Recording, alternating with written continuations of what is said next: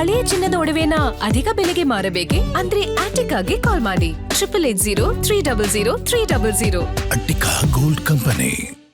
ಸಾಕಷ್ಟು ರಾಜಕೀಯ ಬೆಳವಣಿಗೆಗಳ ನಂತರದಲ್ಲಿ ಕರ್ನಾಟಕ ವಿಧಾನ ಪರಿಷತ್ ಸಭಾಪತಿ ಸ್ಥಾನಕ್ಕೆ ಹೊರಟ್ಟಿಯವರು ರಾಜೀನಾಮೆಯನ್ನು ಸಲ್ಲಿಸಿದ್ದಾರೆ. ಅದರಲ್ಲೂ ವಿಧಾನ ಪರಿಷತ್ನಲ್ಲಿ ಸರ್ಕಾರಕ್ಕೆ ಬಹುಮತ ಇರುವಂತಹ ಹಿನ್ನೆಲೆಯಲ್ಲಿ ಬಸವರಾಜ ಹೊರಟ್ಟಿಯವರ ವಿರುದ್ಧ ಅವಿಶ್ವಾಸ ನಿರ್ಣಯ ಮಂಡಿಸುವುದಕ್ಕೆ ನಿರ್ಧರಿಸಲಾಗಿತ್ತು. ಹೀಗಾಗಿ ಬಸವರಾಜ ಹೊರಟ್ಟಿಯವರು ತಮ್ಮ ಸ್ಥಾನಕ್ಕೆ ರಾಜೀನಾಮೆ ನೀಡಿದ್ದಾರೆ. ಈ ಮೊದಲು ಹೊರಟ್ಟಿಯವರು ಆಗಸ್ಟ್ 14ರಂದು ರಾಜೀನಾಮೆ ಕೊಡೋದಕ್ಕೆ ತೀರ್ಮಾನಿಸಿದ್ರು. ಆದರೆ ಮತ್ತೆ ಸಿಎಂ ಡಿಕೆ ಶಿವಕುಮಾರ್ ಮಾತುಕತೆ ನಡೆಸಿದ ಹಿನ್ನೆಲೆಯಲ್ಲಿ ಬಸವರಾಜ ಹೊರಟ್ಟಿಯವರು ಇಂದೇ ತಮ್ಮ ಸ್ಥಾನಕ್ಕೆ ರಾಜೀನಾಮೆಯನ್ನು ಸಲ್ಲಿಸಿದ್ದಾರೆ.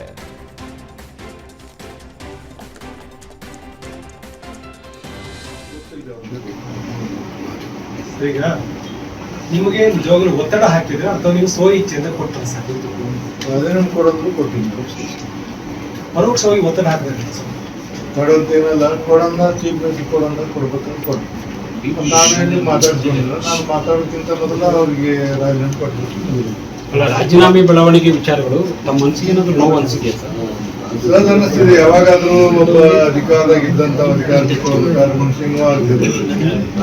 ಸ್ವಲ್ಪ ಬೇಸರ ಆಗ್ತಿದೆ. ಅಧಿಕಾರದಾಗಿದ್ವಿ ಒಮ್ಮಿಂದ ಮೇಲೆ ಇದೇನು ಟರ್ಮ್ ಮುಗಿಯುವಾಗ ಬೇರೆ, ಮುಗಿಗಿಂತ ಮಧ್ಯದಲ್ಲಿ ಆದಾಗ ಒಂದೊಂದು ಸಹಜ ಮನಸ್ಸಿನ ಗುಣ ಬೇಸರದಾಗ ನನಗೂ ಬೇಸರ ಆಗಿತ್ತು.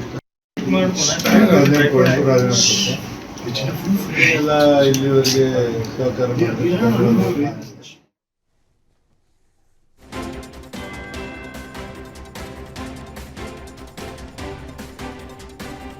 ನಮ್ಮವರೇ ಸಿಎಂ ಇದ್ದಾರೆ, ಯಾವ ಸ್ಥಾನ ಕೊಟ್ಟರೂ ಕೂಡ ನಾನು ನಿಭಾಯಿಸ್ತೀನಿ ಅಂತೇಳಿ ಸಚಿವ ಎಚ್ ಸಿ ಬಾಲಕೃಷ್ಣ ಅವರು ಹೇಳಿಕೆಯನ್ನು ನೀಡಿದ್ದಾರೆ. ರಾಮನಗರದಲ್ಲಿ ಮಾತನಾಡಿದ ಅವರು, ನಾನು ಖಾತೆ ಬಗ್ಗೆ ತಲೆ ಕೆಡಿಸ್ಕೊಂಡಿಲ್ಲ, ಹೈಕಮಾಂಡ್ಗೆ ಬಿಟ್ಟಿದ್ದೇನೆ. ನನಗೆ ಯಾವ ಖಾತೆ ಕೊಟ್ಟರೂ ಕೂಡ ನಾನು ಅದನ್ನು ನಿಭಾಯಿಸ್ತೇನೆ. ಕೆಲ ಅಸಮಾಧಾನಿತ ಶಾಸಕರನ್ನ ಭೇಟಿ ಮಾಡಿದ್ದೇನೆ. ಎಲ್ಲರೂ ಶಕ್ತಿ ಇರೋರೇ ಚುನಾವಣೆಯಲ್ಲಿ ಗೆದ್ದಿದ್ದಾರೆ. ಹಾಗಂತ ಎಲ್ಲರನ್ನ ಮಂತ್ರಿ ಮಾಡೋಕ್ಕಾಗಲ್ಲ. ಎಲ್ಲ ಸಮಸ್ಯೆಯನ್ನು ನಾಯಕರು ಬಗೆಹರಿಸ್ತಾರೆ. ಖಾಲಿ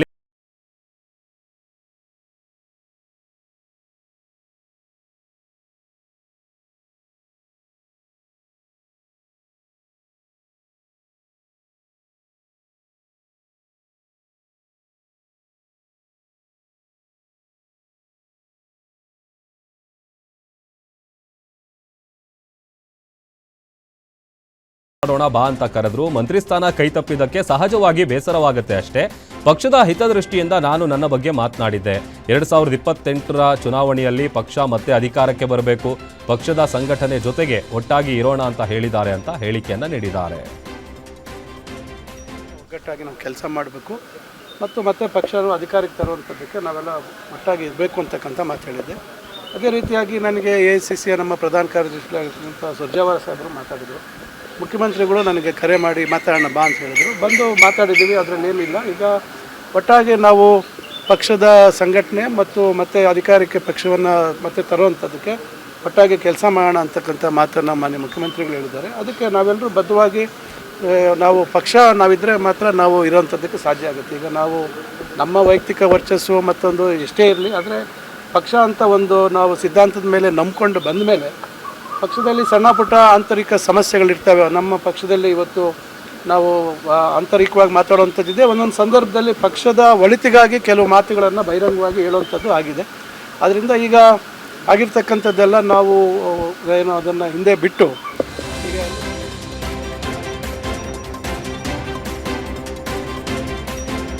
ಬಾಗಲಕೋಟೆ ಜಿಲ್ಲೆ ಮುಧೋಳ ತಾಲೂಕಿನ ಲೋಕಾಪುರ ಪಟ್ಟಣದ ಶ್ರೀಶೈಲ ಜಗದ್ಗುರುಗಳನ್ನ ನೂತನ ಸಚಿವರಾದಂಥ ವಿಜಯಾನಂದ ಕಾಶಪ್ಪನವರು ಭೇಟಿ ಮಾಡಿದ್ದಾರೆ. ಲೋಕಾಪುರದಲ್ಲಿ ಶ್ರೀಶೈಲ ಜಗದ್ಗುರುಗಳನ್ನ ಭೇಟಿ ಮಾಡಿ ಪೀಠಾಧೀಶರಿಗೆ ನಮಿಸಿ ಆಶೀರ್ವಾದವನ್ನ ಪಡ್ಕೊಂಡಿದ್ದಾರೆ.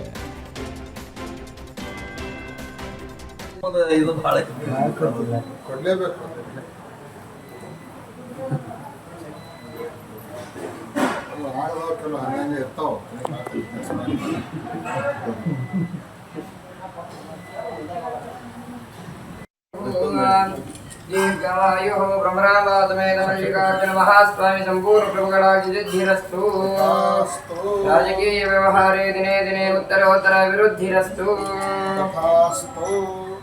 ದೊಡ್ಡ ಖಾತೆ ಬೇಕು.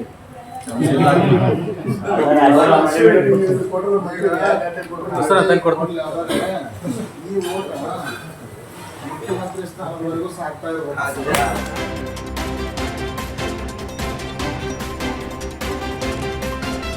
ಕೇವಲ 9 ಮತಗಳ ಅಂತರದಿಂದ ಹಾಗೂ ಐತಿಹಾಸಿಕ ಗೆಲುವನ್ನ ಸಾಧಿಸಿ ವಿಧಾನ ಪರಿಷತ್ ಪ್ರವೇಶಿಸಿದ್ದ ಎವಿ ಗಾಯತ್ರಿ ಶಾಂತೇಗೌಡ ಅವರಿಗೆ ಕೊನೆ ಕ್ಷಣದಲ್ಲಿ ಸಚಿವ ಸ್ಥಾನ ಕೈತಪ್ಪಿದೆ. ಪ್ರಮಾಣ ವಚನ ಸ್ವೀಕರಿಸುವ ಮುನ್ನವೇ ಸಚಿವರ ಸಂಭಾವ್ಯ ಪಟ್ಟಿಯಲ್ಲಿ ಸ್ಥಾನ ಗಿಟ್ಟಿಸಿಕೊಂಡು ಕುತೂಹಲ ಮೂಡಿಸಿದ್ದ ಅವರಿಗೆ ಅಂತಿಮ ಹಂತದಲ್ಲಿ ಸಚಿವ ಸ್ಥಾನ ಒಲಿಯದ ಕಾರಣ ಇದೀಗ ಅವರು ಎಂಎಲ್ಸಿ ಆಗಿ ಪ್ರಮಾಣ ವಚನ ಸ್ವೀಕಾರ ಮಾಡಿದ್ದಾರೆ.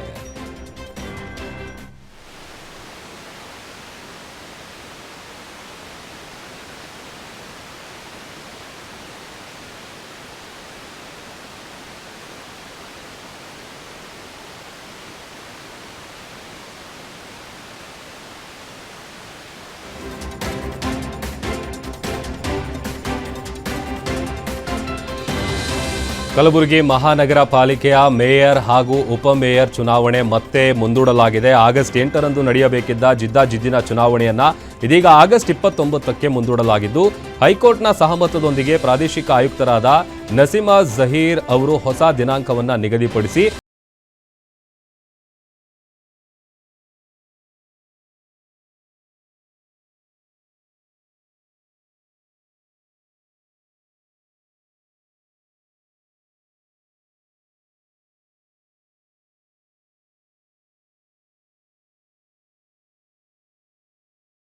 ದುಷ್ಕರ್ಮಿಗಳು ಬೆಳ್ಳಂದೂರು ಕೆರೆ ಬಳಿ ಎಸೆದಿದ್ದು ಪಶ್ಚಿಮ ಬಂಗಾಳ ಮೂಲದ ಅಗ್ರೋಜಿತ್ ಮಲ್ಲಿಕ್ ಕೊಲೆಯಾದ ವ್ಯಕ್ತಿ ಅಂತ ಗೊತ್ತಾಗಿದೆ. ಈ ಬಗ್ಗೆ ಸ್ಥಳೀಯರು ಪೊಲೀಸರಿಗೆ ಮಾಹಿತಿ ನೀಡಿದ್ದು ಘಟನಾ ಸ್ಥಳಕ್ಕೆ ಪೊಲೀಸರು ದೌಡಾಯಿಸಿ ಪರಿಶೀಲನೆ ನಡೆಸಿದ್ದಾರೆ. ಸದ್ಯ ಆರೋಪಿಗಳ ಪತ್ತೆಗೆ ಪೊಲೀಸರು ಶೋಧ ಕಾರ್ಯ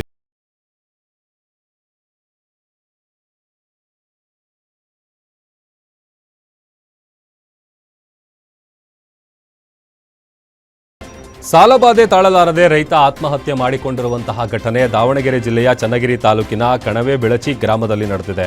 ಸುಮಾರು 6 ಎಕರೆ ಜಮೀನಿನಲ್ಲಿ ಕೃಷಿ ಮಾಡಿದ್ದ ರೈತ ಕೃಷಿ ಕೆಲಸಕ್ಕಾಗಿ ಬ್ಯಾಂಕ್ ಹಾಗೂ ಖಾಸಗಿ ಸಾಲದ ಒತ್ತಡ ತಾಳಲಾರದೆ 48 ವರ್ಷದ ರಾಜಶೇಖರಪ್ಪ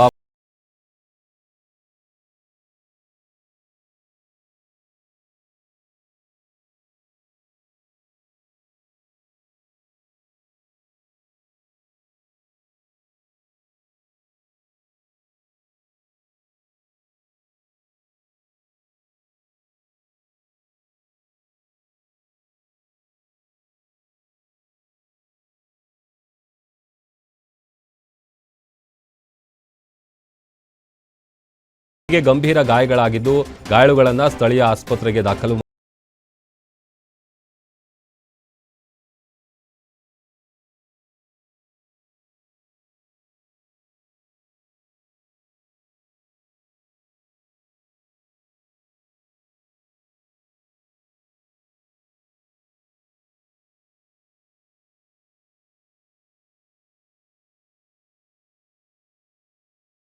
ಇಚ್ಛೆ ಹಲ್ಲೆ ಮಾಡಿಕೊಂಡಿರುವ ಘಟನೆ ಚಿಕ್ಕಬಳ್ಳಾಪುರ ಜಿಲ್ಲೆಯಲ್ಲಿ ನಡೆದಿದೆ. ಗೌರಿಬಿದನೂರು ತಾಲೂಕಿನ ತಿಪ್ಪಗಾನಹಳ್ಳಿ ಗ್ರಾಮದಲ್ಲಿ ಹೋಳಿ ವಿಚಾರವಾಗಿ ಶುರುವಾದ ಗಲಾಟೆ ವಿಕೋಪಕ್ಕೆ ತಿರುಗಿ 2 ಗುಂಪುಗಳ ನಡುವೆ ಭೀಕರ ಮಾರಾಮಾರಿ ನಡೆದಿದ್ದು, ಆಸ್ಪತ್ರೆಯಲ್ಲಿ ಚಿಕಿತ್ಸೆ ಪಡಿತಾ ಇದ್ದ ಗಾಯಾಳುಗಳ ಮೇಲೆಯೇ ಮತ್ತೊಮ್ಮೆ ಮನಬಂದಂತೆ ಹಲ್ಲೆ ನಡೆಸಲಾಗಿದೆ. ಇನ್ನು ಗಲಾಟೆಯಿಂದ ಕೆಲಕಾಲ ಆಸ್ಪತ್ರೆಯಲ್ಲಿ ಆತಂಕದ ವಾತಾವರಣ ಸೃಷ್ಟಿಯಾಗಿತ್ತು. ಸ್ಥಳಕ್ಕೆ ಗೌರಿಬಿದನೂರು ಪೊಲೀಸರು ಭೇಟಿ ನೀಡಿ ಪರಿಶೀಲನೆ ನಡೆಸಿದ್ದಾರೆ.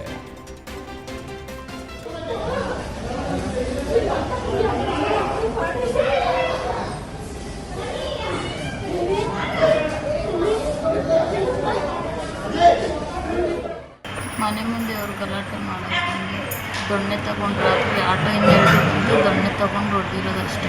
ನನ್ನ ಗಂಡನಿಗೆ ಆಗಕ್ಕೆ ಹೋದ್ರು, ನಾನು ಇಟ್ಕೊಂಡೆ, ಅದು ಏಟು ನನಗೆ ಬಿತ್ತು. ಮೊದಲೇನ ಗಲಾಟೆ ಇತ್ತಾ? ಏನೂ ಇಲ್ಲ, ಕೋಳಿ ಜಗಳಕ್ಕೆ ಗಲಾಟೆ ಅಷ್ಟೇ.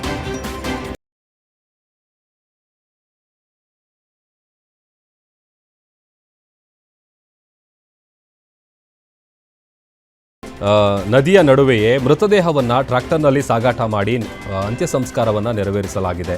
ಸೇಡಂ ಪುರಸಭೆ ಮಾಜಿ ಸದಸ್ಯ ರಾಜು ಕಾಳಗೀಕರ್ ಮೃತಪಟ್ಟಿದ್ದು, ನದಿಯಾಚೆ ರುದ್ರಭೂಮಿ ಇದ್ದ ಹಿನ್ನೆಲೆ ತುಂಬಿ ಹರಿತಾ ಇದ್ದ ನದಿ ದಾಟಿ ಅಂತ್ಯ ಸಂಸ್ಕಾರವನ್ನು ಮಾಡಿದ್ದಾರೆ. ಇನ್ನು ನದಿಗೆ ಸೇತುವೆ ಇಲ್ಲದ ಕಾರಣ ಕುಟುಂಬಸ್ಥರು ಹಾಗೂ ಸಾರ್ವಜನಿಕರು ಪರಸ್ಪರ ಕೈ ಹಿಡಿದು ಹರಿಯುವ ನೀರಿನಲ್ಲೇ ನಡೆದು ನದಿ ದಾಟಿಸಿ ಅಂತ್ಯ ಸಂಸ್ಕಾರ ನೆರವೇರಿಸಿದ್ದಾರೆ.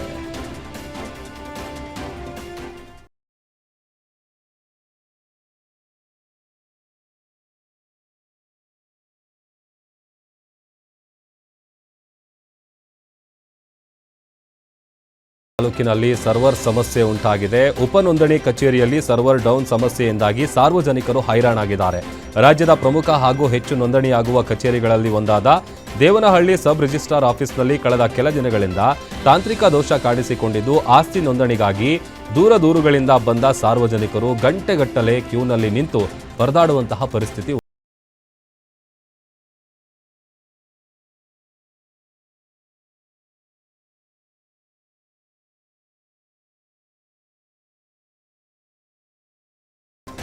ಶಿವಮೊಗ್ಗ ಬೆಂಗಳೂರು ರಾಷ್ಟ್ರೀಯ ಹೆದ್ದಾರಿ 206ರ ವೈಜ್ಞಾನಿಕ ನಿರ್ಮಾಣಕ್ಕೆ ಗ್ರಾಮವೊಂದು ಸಂಪೂರ್ಣವಾಗಿ ಇಬ್ಬಾಗವಾಗಿದ್ದು ಗ್ರಾಮಸ್ಥರು ಪ್ರತಿದಿನ ಮೃತ್ಯುವಿನ ಜೊತೆ ಸರಸವಾಡುವಂತಾಗಿದೆ. ತುಮಕೂರು ಜಿಲ್ಲೆ ತಿಪಟೂರು ತಾಲೂಕಿನ ಅಯ್ಯನಬಾವಿ ಗ್ರಾಮಸ್ಥರು ಈ ರಸ್ತೆ ಕಿರಿಕಿರಿ ವಿರುದ್ಧ ಬೀದಿಗಿಳಿದು ಹೋರಾಟ ನಡೆಸಿದ್ದಾರೆ. ತಮ್ಮ ಗ್ರಾಮದಲ್ಲೇ ಸೂಕ್ತ ಅಂಡರ್ ಪಾಸ್ ನಿರ್ಮಿಸಿಕೊಡುವಂತೆ ಕೇಂದ್ರ ಸಚಿವ ವಿ ಸೋಮಣ್ಣ ಅವರಿಗೆ ಬರೋಬ್ಬರಿ 15 ದಿನಗಳ ಗಡುವು ನೀಡಿದ್ದು, ಇಲ್ಲದಿದ್ದರೆ ಉಗ್ರ ಹೋರಾಟ ನಡೆಸುವುದಾಗಿ ಎಚ್ಚರಿಸಿದ್ದಾರೆ.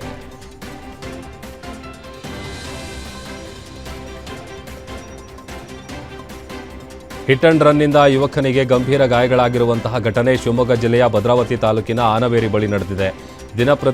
ದಿನಪತ್ರಿಕೆ ಹಂಚ್ತಾ ಇದ್ದಂಥ ವೇಳೆ ಹಿಂದಿನಿಂದ ಬಂದು ಕಾರು ಡಿಕ್ಕಿಯಾಗಿ 20 ವರ್ಷದ ಧನುಷ್ಗೆ ಗಂಭೀರ ಗಾಯಗಳಾಗಿದೆ.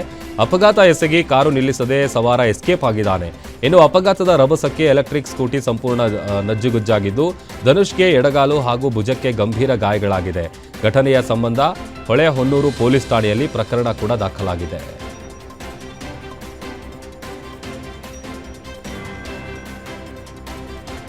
ಬೆಂಗಳೂರಿನ ಅಶೋಕ ಹೋಟೆಲ್ ಮೇಲೆ ಆಹಾರ ಸುರಕ್ಷತಾ ಅಧಿಕಾರಿಗಳು ದಿಢೀರ್ ದಾಳಿ ನಡೆಸಿದ್ದಾರೆ. ಹೋಟೆಲ್ ಮೇಲೆ ಅಧಿಕಾರಿಗಳು ದಾಳಿ ನಡೆಸಿದಂಥ ವೇಳೆ ಸುಮಾರು 31 ಲೀಟರ್ ಎಕ್ಸ್ಪೈರಿ ಹಾಲು ಪತ್ತೆಯಾಗಿದೆ. ಅಶೋಕ್ ಹೋಟೆಲ್ನಲ್ಲಿ ಅವಧಿ ಮೀರಿದ ಹಾಲು ಪತ್ತೆಯಾಗಿದ್ದು ಅವಧಿ ಮೀರಿದ ಹಾಲು ಬಳಕೆ ಮಾಡ್ತಾ ಇರೋದು ಬೆಳಕಿಗೆ ಬಂದಿದೆ. ಅಶೋಕ ಹೋಟೆಲ್ಗೆ ನೋಟಿಸ್ ಅನ್ನು ನೀಡಿದ್ದು ಆಹಾರ ಇಲಾಖೆ ಅಧಿಕಾರಿಗಳು ಕ್ರಮ ಜರುಗಿಸಲಿದ್ದಾರೆ. ಇನ್ನು ಶಾಂಗ್ರಿಲಾ ಹೋಟೆಲ್ ಮೇಲೂ ಕೂಡ ಆಹಾರ ಸುರಕ್ಷತಾ ಅಧಿಕಾರಿಗಳ ತಂಡ ದಾಳಿ ನಡೆಸಿದ್ದು ಅಡುಗೆಯ ಕೋಣೆ, ಆಹಾರ ತಿನಿಸು ಗುಣಮಟ್ಟ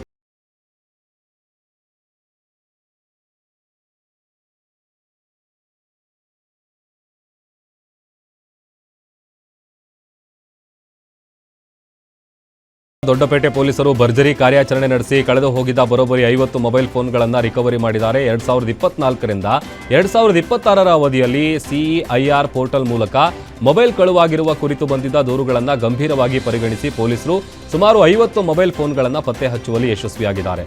ಪತ್ತೆಯಾದ ಮೊಬೈಲ್ಗಳನ್ನು ವಾರಸುದಾರರಿಗೆ ಹಸ್ತಾಂತರಿಸುವಂಥ ಕೆಲಸವನ್ನು ಠಾಣೆಗೆ ಕರೆಸಿ ಪೊಲೀಸರು ಮಾಡಿದ್ದಾರೆ.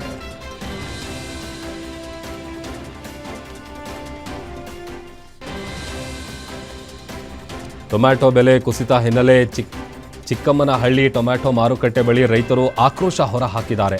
ಏಕಾಏಕಿ ದರ ಕುಸಿದ ಕಾರಣಕ್ಕೆ ಚಿತ್ರದುರ್ಗದ ಚಳ್ಳಕೆರೆ ತಾಲೂಕಿನ ಚಿಕ್ಕಮ್ಮನಹಳ್ಳಿಯ ಹೆದ್ದಾರಿಯನ್ನ ತಡೆದು ಟೊಮ್ಯಾಟೊ ಸುರಿದು ಅನ್ನದಾತರು ಆಕ್ರೋಶ ಹೊರಹಾಕಿದ್ದಾರೆ. ಇನ್ನು ಸ್ಥಳಕ್ಕೆ ತಳುಕು ಪೊಲೀಸರು ಆಗಮಿಸಿ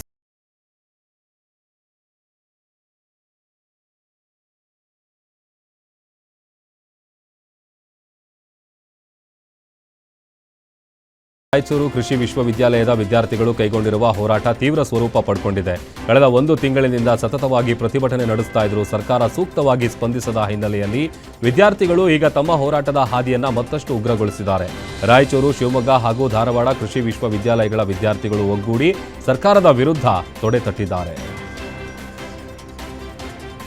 Dharwad university, Bengaluru university, Shivamogga university, Mandya university ಮತ್ತೆ ಅದರಲ್ಲಿ ಬರುವಂತಹ ಎಲ್ಲ ಸಬ್ ಕ್ಯಾಂಪಸ್ ಅಲ್ಲಿ ಕೂಡ ನಾವು ಈ ಧರಣಿಯನ್ನು ಹಮ್ಮಿಕೊಂಡಿದ್ದೀವಿ. ಇದಕ್ಕೆ ಪ್ರಮುಖ ಕಾರಣಗಳೇನೆ ಏನಂದ್ರೆ ನಮ್ದು 6 ಬೇಡಿಕೆಗಳಿದಾವೆ. ಒಂದನೇದಾಗಿ ರೈಟೆಕ್ ಅನ್ನೋ ಖಾಸಗಿ ಕೃಷಿ ಕಾಲೇಜು ವಿದ್ಯಾರ್ಥಿಗಳಿಗೆ ಈ ಒಂದು ಕೃಷಿ ಅಧಿಕಾರಿ ನೇಮಕಾತಿಯಲ್ಲಿ ಅವಕಾಶ ಕೊಟ್ಟಿದ್ದಾರೆ. ಅವ್ರನ್ನ ಕೂಡಲೇ ಹೊರ ಹಾಕಬೇಕು.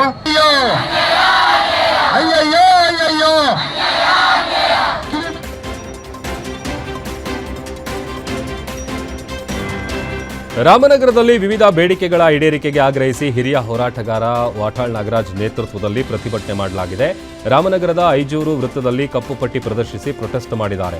ಅಲ್ಲದೆ ಮೇಕೆದಾಟು ಯೋಜನೆ ಜಾರಿ ಮಾಡಬೇಕು, ಜೊತೆಗೆ ಮೇಕೆದಾಟು ಯೋಜನೆಗೆ ಅಡ್ಡಿಪಡಿಸುತ್ತಿರುವ ತಮಿಳುನಾಡು ಸರ್ಕಾರದ ವಿರುದ್ಧ ಧಿಕ್ಕಾರದ ಘೋಷಣೆಗಳನ್ನು ಕೂಗಿ ಆಕ್ರೋಶ ಹೊರಹಾಕಿದ್ದಾರೆ. ಪ್ರತಿಭಟನೆಯಲ್ಲಿ ಬಿಡದಿ ಟೌನ್ಶಿಪ್ ಯೋಜನೆ ಬೇಡ ಅಂತ ಒತ್ತಾಯಿಸಿದ್ದಾರೆ.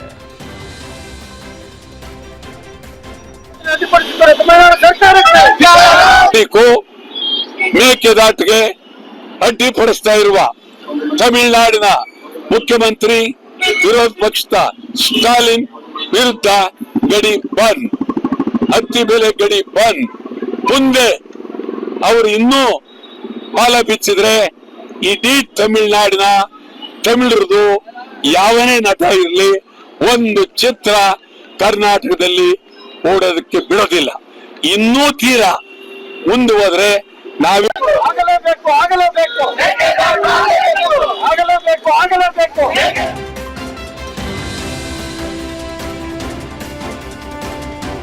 ದಾವಣಗೆರೆ ತಾಲೂಕಿನಲ್ಲಿ ಕದಿಮರ ಹಾವಳಿ ಹೆಚ್ಚಾಗಿದ್ದು ರಾತ್ರೋರಾತ್ರಿ ಮೆಡಿಕಲ್ ಸ್ಟೋರ್ ಹಾಗೂ ಕ್ಲಿನಿಕ್ ಒಂದರ ಬೀಗ ಮುರಿದು ಕಳ್ಳತನ ಎಸಗಿದ್ದಾರೆ.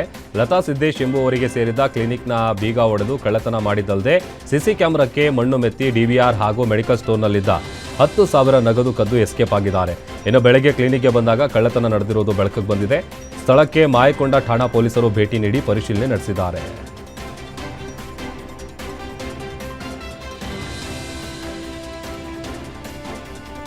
ಮಂಡ್ಯ ಜಿಲ್ಲೆಯ ಕೆಆರ್ಪೇಟೆ ತಾಲೂಕು ಕಚೇರಿಯಲ್ಲಿ ಮಧ್ಯವರ್ತಿಗಳ ಹಾವಳಿ ಆರೋಪ ಕೇಳಿಬಂದಿದ್ದು, ರೈತರ ಕೆಲಸಗಳಿಗೆ ಮಧ್ಯವರ್ತಿಗಳ ಮೂಲಕ ಹಣ ವಸೂಲಿ ಮಾಡಲಾಗ್ತಾ ಇದೆ ಎಂಬ ಆರೋಪ ಕೇಳಿಬಂದಿದೆ. ಶಿರಸ್ತೆದಾರ್ ಅಸ್ಲಂ ಬಾಷಾ ಮಧ್ಯವರ್ತಿಗಳಿಗೆ ಸಾಥ್ ನೀಡುತ್ತಿದ್ದಾರೆ ಅಂತ ಸಾರ್ವಜನಿಕರು ಆರೋಪಿಸಿದ್ದಾರೆ. ಕಚೇರಿ ವೇಳೆಯೇ ಮಧ್ಯವರ್ತಿಗಳ ಜೊತೆ ಡೀಲಿಂಗ್ ನಡೆಸಿರುವ ದೃಶ್ಯಗಳು ರಹಸ್ಯ ಕ್ಯಾಮೆರಾದಲ್ಲಿ ಸೆರೆಯಾಗಿವೆ. ಈ ಬಗ್ಗೆ ಪ್ರಶ್ನೆ ಮಾಡಿದಾಗ ಅಧಿಕಾರಿ ತಮ್ಮದೇ ಶೈಲಿಯಲ್ಲಿ ಸಮರ್ಥನೆ ಮಾಡಿಕೊಂಡಿದ್ದಾರೆ. ಅಧಿಕಾರಿಗಳ ಈ ನಡೆಗೆ ರೈತರು ಆಕ್ರೋಶ ವ್ಯಕ್ತಪಡಿಸಿದ್ದು, ಭ್ರಷ್ಟಾಚಾರಕ್ಕೆ ಕಡಿವಾಣ ಹಾಕುವಂತೆ ಒತ್ತಾಯಿಸಿದ್ದಾರೆ.